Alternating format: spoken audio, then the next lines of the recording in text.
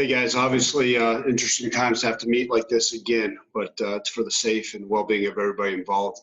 Let me start by saying how excited we are to truly kick off the 2020 season with fall camp tomorrow. Our young men are excited. They're anxious. It's been almost 8 months since we've been able to play football, 7.5 months. So the young guys are excited. The biggest thing for us is we're always going to take in concern their health, their safety, and their well-being, and that's always been our priority. Since all this stuff has occurred with COVID, and it will continue moving into the football season. We've had great conversations with our guys about the safety precautions we need to take and everything we can do to assist them moving forward.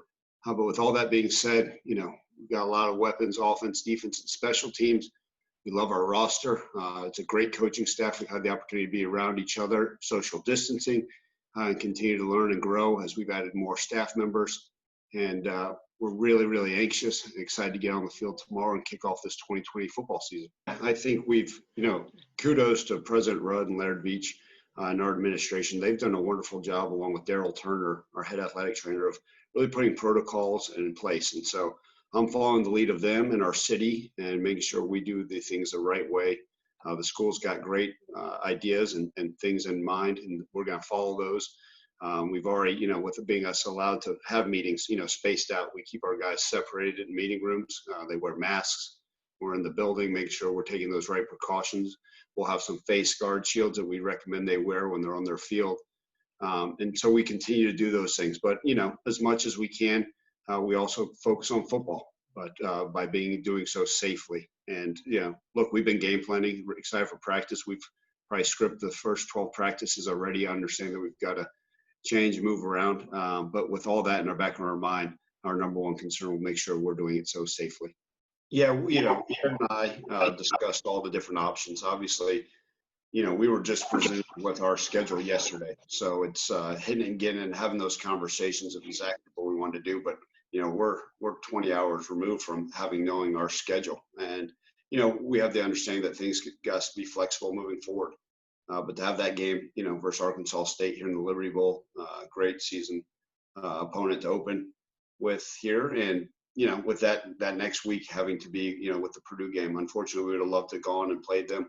Wonderful program up there in West Lafayette. But with that being open right now, we just felt it was the best situation to keep it as it is, play our 11-game regular season schedule and move forward from there. There's going to be things that are going to be presented to us, but also at the same point, you start dealing with travel. Do you move other games? And we've explored every option. Just like I told you guys a few months back, right? We're constantly planning and then tearing up those plans, but making sure we're in the best interest of our entire program moving forward. Yeah, that's a great question. I've tried to use this time. Obviously, it's been difficult and different and unusual to us all, especially as head football coaches. And, I do think there's some positive things you can come from this, right? You're seeing businesses all throughout the country, throughout the world. They're learning different things, ways they can operate. And I've tried to do the same, especially with our staff, right? I think Zoom meetings are something that won't go away. I think it's a great way for us to maybe meet with players that way, meet with our staff when they're on the road recruiting. So I think some of those practices and principles are something that we'll keep in the Memphis football program moving forward. And then I think it's, what it's told us is that we've just got to constantly be able to adapt. And you talk to a head coach, whether he's been a head coach somewhere for 20 years or a brand new head coach at a brand new program. I think we're all trying to learn to adapt and adjust and understand there's different situations. And, what COVID has taught us is, especially from a planning standpoint, to be flexible, to have that understanding. And the nice thing is our kids have been resilient. I think I'm the one that gets worried about more than anything. They adjust on the fly, understand that, NCAA, our conference, has different rules and regulations. And they've been wonderful through this whole time. I think the biggest thing, Evan, for our guys, and every situation has been open dialogue. You guys know me as being pretty transparent, pretty open, and I'm the same way with our players. And we talk to them, right? Our athletic director has spoken to them recently, as last night in a team meeting. Laird was able to speak to the team. Daryl Turner, our athletic trainer, we're constantly trying to have that open dialogue and express any concerns that they may have about COVID or anything that's occurring in their life. And I think that's the biggest thing, is just being there for them, knowing that they have someone they can talk to any concerns they have. And we have had some dialogue, and it's been, positive in a way that's, look, let's figure out what we can do to help them and any concerns they may have. But I think all in all, and I'm not going to speak for the entire team, I think they've been pleased with what we've been trying to do. And every day we're learning, right? Different ways. I mean, tomorrow will be the first time they've put on a helmet since the Cotton Bowl. And so, we're going to learn, hey, is the face shield a good way to, protect them during practice? Is maybe a pull-up gaiter, or maybe, hey, different things we got to do. So all these things we're going to continue to learn, and we're going to listen to them and see what we think's best. But again, everything we'll do is with their safety in mind. The biggest thing is, I've talked to our guys and our staff. It's been about the relationships with these guys, even our new coaches, right? Develop these relationships. And sometimes it's been looking into a computer screen and trying to get to know these young men and develop that relationship. And I think that's helped us. Obviously, Brady White and some of our veterans coming back will certainly make it easier for us on the field to have success because of the type of talent they are, but also the type of young men they are, having an understanding of our offense. But I think the biggest thing is, like I told our guys yesterday, is that trust factor, that mutual respect. And we're fortunate because I am a new head coach. It's been in a place now going on my 5th year where most of these guys know me. They know the way I'm going to do things, the way that we work, and everything is going to be to have their best interests in mind. And that's the key to this whole thing, right? I think we've seen it throughout the country that some of these miscommunications amongst head coaches to players, different dialogue may have not gone always the right way. Maybe it's a distrust, maybe it's just the way things are going. So I'm always going to communicate with our players to make sure we're moving in the right direction. And we won't always be on the same page, but to make sure we have the understanding of why we do things, again, always in their best interest. But certainly having a veteran team with some of those great leaders and having been around them, very fortunate moving forward. Yeah, look, every position worries me. It keeps me up at night. But, I think the biggest thing, especially given these circumstances, is we've got to build depth, right? I mean, you know how this thing could work is, yes, we feel like we've got our quarterback. We feel like we've got good solid receivers, good O-line, good run, good D-line. I mean, every position we feel like we've got great players, but really what training camp is going to allow us to do is build depth, competition. And that's this whole thing is, right, you may have a lot of depth at one position, and the reality of it is with COVID, that may change in the blink of an eye. And so we're really, as a staff, kind of looking to see who can establish themselves, make sure everybody's learning the base fundamentals. With us not having spring ball, Terry, we feel like we've got to really be smart with what we do. We're not going to go crazy offensively, installing much new. And same with the defense, right? This is the first time these guys have been able to line up in this new scheme through Coach McIntyre. So we're just going to continue to develop the depth at every position, but we're certainly excited about the roster and those guys coming along. Yeah, so we've had conversations with players, but no one has come out publicly and opted out. Everyone keeps using the term new normal. And I think that's the biggest thing is just having that understanding that, look, every day has changed. We put together plans for a week and, even the way we're trying to approach things. Okay, hey, every player's got to have their own individual water bottle at times, right? The water fountains have wraps on them, right? And so every day it's a little bit different, right? I never thought I'd be lifting a weight with a mask on. It's not very heavyweight when I go down there, and then having to wipe down the bar every time in our own weight room. But it's part of it, and I think the new norm is the way to express it. And again, the biggest thing is our players have approached it with the right mindset, and they're excited. And they understand that there are certain things they have to do that are different than they've ever done, but they've adapted quite nicely.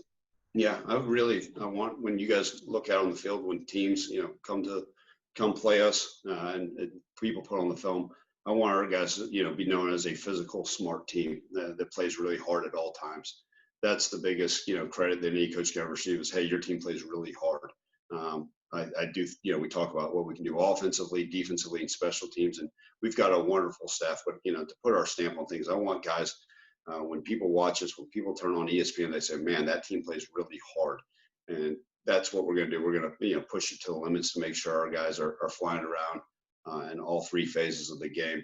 And, at the end of the day, if we put together a good enough scheme, we'll like the end result. Yeah, it's hard not to be excited about our running back room. That's for sure. We obviously Kenny Gainwell, Drake Clark, we got a lot of depth in that room as well. We're excited about Brady and the depth in the quarterback room. For me, it's going to be really interesting because I have a pretty firm understanding of what we have offensively, where we got to continue to improve, like at every position. But we're really excited to kind of watch our defense come together. A new scheme, guys are playing in different positions.